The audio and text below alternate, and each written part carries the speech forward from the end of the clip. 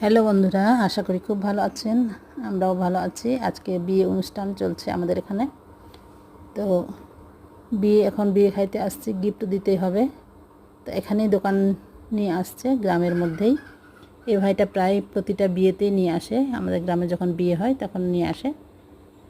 আর বাজারে গিয়ে গিফট কিনতে হয় না। আর এটা আমার মামি শাশুড়িও কিনবে গিফট। তো আমার কিনা হয়ে গেছে, তার জন্য চয়েস করে দিচ্ছি।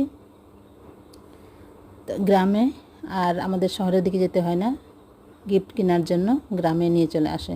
এটা একটা ভালো দিক, আমাদের আর পরিশ্রম করে কষ্ট করে যেতে হয় না। এখানে আমরা সব হাতের কাছে পেয়ে যাই। এই ভাইটা নিয়ে আসে সব সময়। তো আমি তাদের সংসার সাজানোর জন্য ছোট্ট একটা জিনিস নিলাম। যাই হোক, গিফট তো হলেই হলো। একটা হাঁড়ি নিলাম ভাত রান্নার জন্য। এটা ওদেরকে গিফটের হিসাবে দিব।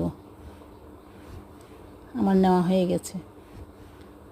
আর এদিকে দেখেন আরও কিছু দোকান আছে বাচ্চাদের জন্য, যেহেতু বিয়েবাড়িতে অনেক লোকজন আসে, তো বাচ্চারাও আসে।